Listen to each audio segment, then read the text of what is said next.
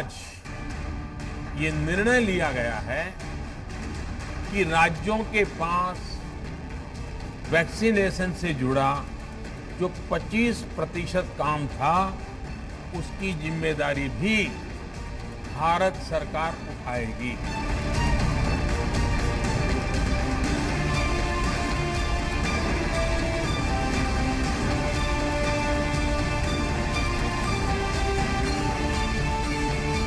21 जून सोमवार से देश के हर राज्य में 18 वर्ष से ऊपर की उम्र के सभी नागरिकों के लिए भारत सरकार राज्यों को मुफ्त वैक्सीन मुहैया।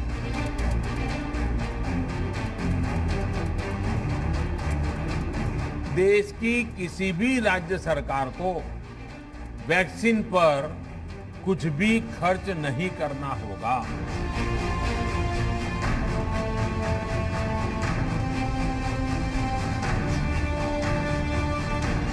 सभी देशवासियों के लिए भारत सरकार ही मुफ्त वैक्सीन उपलब्ध करवाएगी।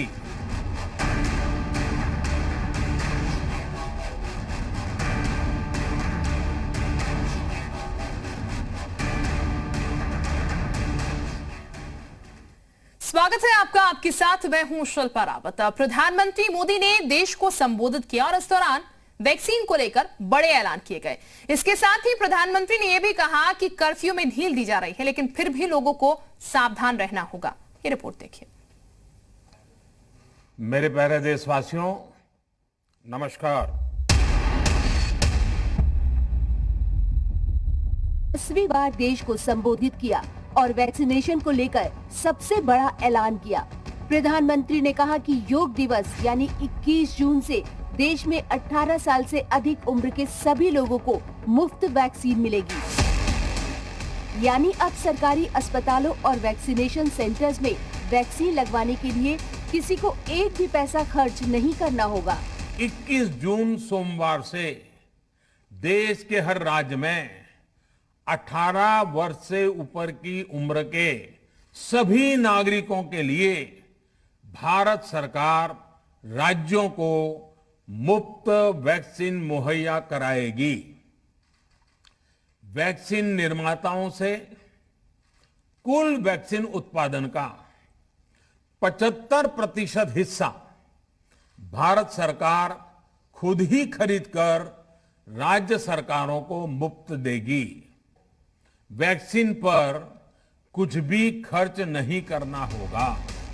प्रधानमंत्री ने राष्ट्र के नाम संबोधन में बताया कि देश में बन रही वैक्सीन में 25% वैक्सीन प्राइवेट सेक्टर के अस्पताल सीधे ले पाएंगे। ये व्यवस्था जारी रहेगी, लेकिन प्राइवेट अस्पताल वैक्सीन की एक डोज की निर्धारित कीमत से अधिकतम 150 रुपए ही सर्विस चार्ज ले पाएंगे।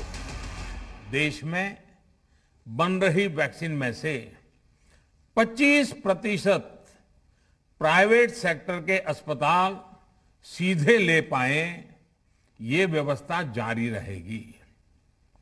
प्राइवेट अस्पताल वैक्सीन की निर्धारित कीमत के उपरांत एक डोज पर अधिकतम 150 रुपये ही सर्विस चार्ज ले सकेंगे। इसकी निगरानी करने का काम राज्य सरकारों के पास ही रहेगा।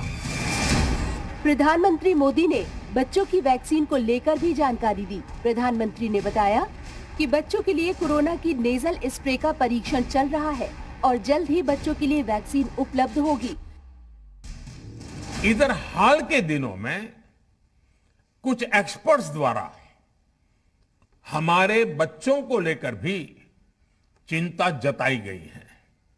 इस दिशा में भी 2 वैक्सीन का ट्रायल तेजी से चल रहा है। इसके अलावा अभी देश में एक नेजल वैक्सीन पर भी रिसर्च जारी है। इसे सिरिंज से न देकर नाक में स्प्रे किया जाएगा। देश को अगर निकट भविष्य में इस वैक्सीन पर सफलता मिलती है तो इससे भारत के वैक्सीन अभियान में और ज्यादा तेजी आएगी।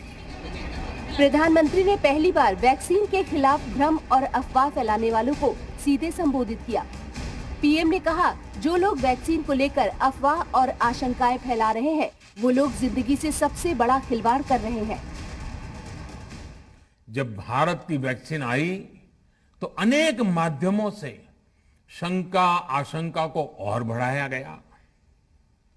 वैक्सीन न लगवाने के लिए भांति भांति के तर्क प्रचारित किए गए। इन्हें भी देश देख रहा है। जो लोग वैक्सीन को लेकर आशंका पैदा कर रहे हैं, अफवाहें फैला रहे हैं, वो भोले भाले भाई बहनों के जीवन के साथ बहुत बड़ा खिलवाड़ कर रहे हैं। ऐसी अफवाहों से सतर्क रहने की जरूरत है। प्रधानमंत्री ने देश के नाम संबोधन में वैक्सीन में देरी के आरोपों का भी जवाब दिया। पीएम ने बताया कि पिछले साल कोरोना की शुरुआत होते ही केंद्र ने वैक्सीन टास्क फोर्स का गठन कर दिया था और वैक्सीन निर्माताओं को क्लिनिकल ट्रायल के लिए हर जरूरी मदद की गई और अब देश में जल्द वैक्सीन की आपूर्ति भी बढ़ने वाली है। जब नीयत साफ होती है, नीति स्पष्ट होती है, निरंतर परिश्रम होता है, तो नतीजे भी मिलते हैं। पिछले काफी समय से देश लगातार जो प्रयास और परिश्रम कर रहा है, उससे आने वाले दिनों में वैक्सीन की सप्लाई और भी ज्यादा बढ़ने वाली है। आज देश में 7 कंपनियां विभिन्न प्रकार की वैक्सीन का प्रोडक्शन कर रही है। 3 और वैक्सीन का ट्रायल भी एडवांस स्टेज पे चल रहा है। वैक्सीन की उपलब्धता बढ़ाने के लिए दूसरे देशों की कंपनियों से भी वैक्सीन खरीदने की प्रक्रिया को तेज किया गया है। प्रधानमंत्री ने देश को सावधान करते हुए ये भी कहा कि कई जगह कर्फ्यू में ढील दी जा रही है, लेकिन इसका मतलब ये नहीं कि कोरोना चला गया है। हमें सावधान रहना है और बचाव के नियमों का सख्ती से पालन करते रहना है।